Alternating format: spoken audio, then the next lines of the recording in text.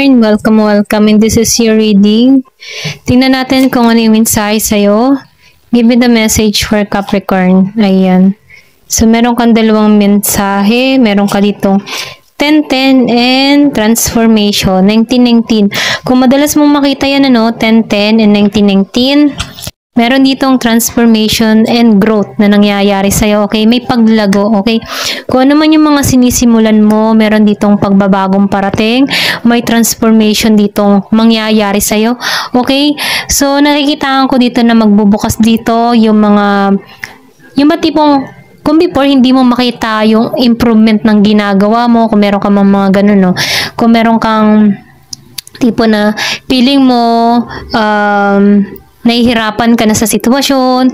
So, meron ditong pagbabago na parating. Ito lang yung mensahe, Kasi yung mga bagay na hindi mo na nakikita before, makikita mo sa panahon ngayon. Okay? Kung meron ka mga ginagawa, meron na ditong paunti-unti na improvement sa mga ginagawa mo, tinatrabaho mo, or sa mga inaaral mo. Okay?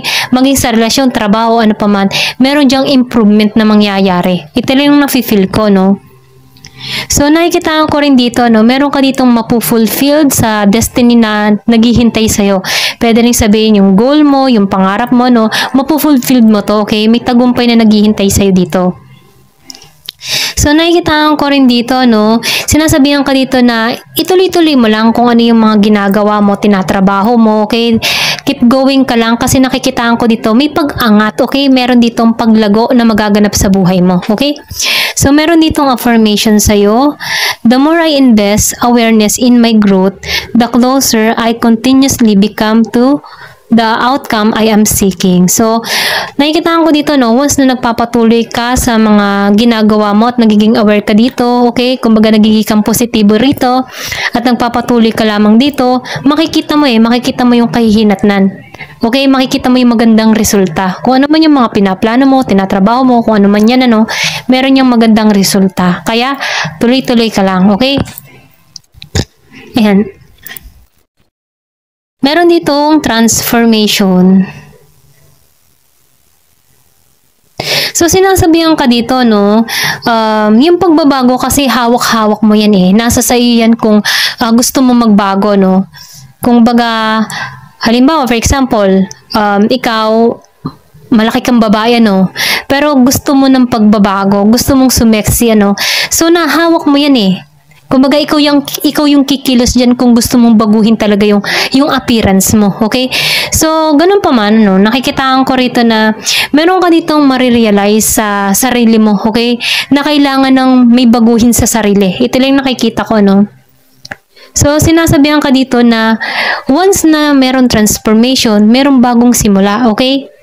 Kumbaga, once na meron kang binabago sa sarili mo, may bago ding simula, naghihintay sa'yo, okay? Ito lang yung nakikita ko. So, yung iba sa inyo, meron transformation, merong ginagawa, or pwede rin sabihin may pagbabagong mangyayari sa buhay mo, or may bagong simula na parating sa'yo, okay? So, ito yung affirmation mo. I release what I no longer need to carry and then open myself to transformative energy of the divine, okay? Kumbaga, inaalaw mo yung transformation, yung magbago sa'yo. Ito lang yung nakikita ko, So, tingnan pa natin dito sa card na to kung ano pa yung mensahe.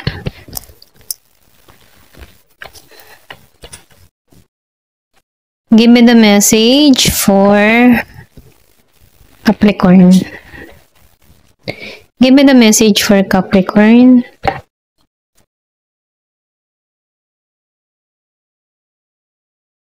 Seven of Pentacles. So, sinasabihan ka dito, yung pinaghirapan mo, makikitaan mo na to ng magandang bunga. So, lumabas ang growth confirmation, So, nakikitaan ko dito yung kung meron ka mga tinatrabaho, ginagawa, or pinagkakaabalahan, mga plano, business, o ano pa man yan, nakikitaan ko dito ng growth, okay? Paglago. Kumbaga, makikita mo na yung bunga ng pinaghirapan mo, okay? Give me the message. Kaya sinasabihan ka dito, keep going.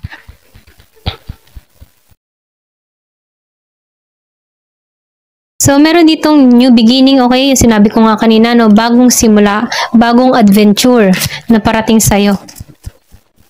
Kaya sinasabihan ka dito, tuloy-tuloy lang, huwag susuko. Meron ditong Year of the Dog. So, yung iba sa inyo maraming naiinggit or pwede rin sabihin na once na nakita ng bunga sa'yo, no, meron ditong mga tao na maiinggit sa'yo. Okay?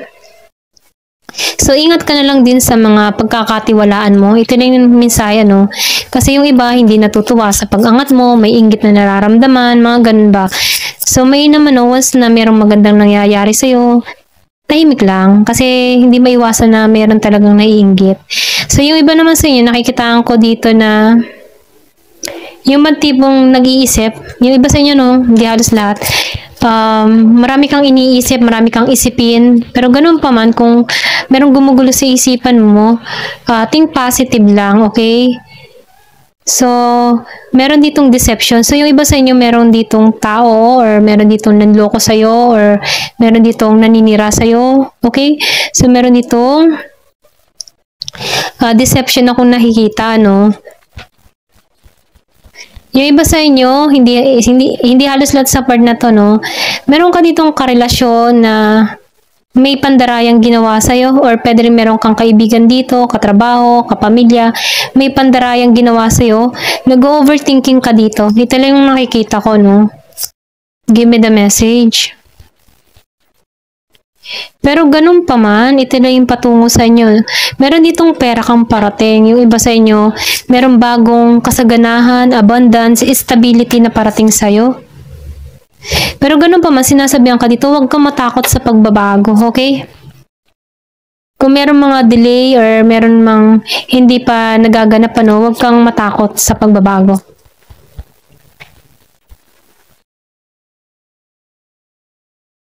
So, sinasabihan ka rin dito na yung iba sa inyo na naiinip, okay? May pagkainip. Hindi mapanatag, okay? Yung iba sa inyo, meron ka ditong karelasyon. Naiinip to. Kung malayo kayo sa bawat isa, may pagkainip, okay? Pwedeng miss ka na ng tao nito, okay? Loss of balance to eh. Kumbaga, hindi to balance eh. Yung iba sa inyo nasa ibang bansa, meron kang kapartner dito nasa ibang bansa. Hindi to panatag, hindi to palagay, ganun. Kumbaga, hindi to panatag na malayo ka sa kanya. Madalas mo makita yung 222, 1111. Ito lang yung nakikita ko. So, sundin mo yung intuition mo. Ito lang yung mensahe. So, nakikitaan ko rin dito, no? Yung iba sa inyo may pagkakuripot, or pwede rin sabihin meron ka ditong tao na kuripot, ano, pinagdamutan ka. Yung iba ha, kung meron ka man ditong karelasyon, pinagdadamutan ka ng tao mo. Kung meron kang person dito na Virgo, Capricorn, Taurus, kuripot to sa'yo. Ito lang nakikita ko. So, meron dito nag-aalinlangan. Yung iba sa inyo nag-aalinlangan. Meron kang pinag-iisipan. Yung iba hindi halos lahat sa part na to. So, sinasabihan ka dito, no, na huwag ka mawawalan ng pag-aasa. Ayan. Meron ditong parating. So, meron ditong kasaganahang parating sa iba. Okay, ito lang nakikita ko. Ayan. Kaya sinasabihan ka dito, no, kung ano man yung mga tinatrabaho mo dito, dire-diretso lang. Kasi nafe-feel ko dito, meron ditong kasaganahan naghihintay sa inyo. And then yung iba naman sa inyo, nakikitaan ko dito malayo kayo sa kapartner nyo. Malungkot to, ito lang nakikita ko. At yung iba naman, nag-overthinking, merong pandaraya yung partner nila dito. So, hindi halos lahat, ano, yung iba, kung meron kang partner dito na Virgo, Capricorn, Taurus, pinagdadamutan ka nito, okay? And then yung iba naman sa inyo, meron kang partner dito na Pisces, malayo kayo sa bawat isa, iniisip ka nito.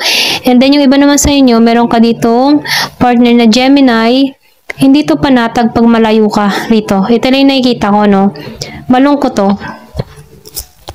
Give me the message. Ano pa yung mensahe? The world. So, may tagumpay dito. Okay, ma-achieve mo yung mga bagay na gusto mo.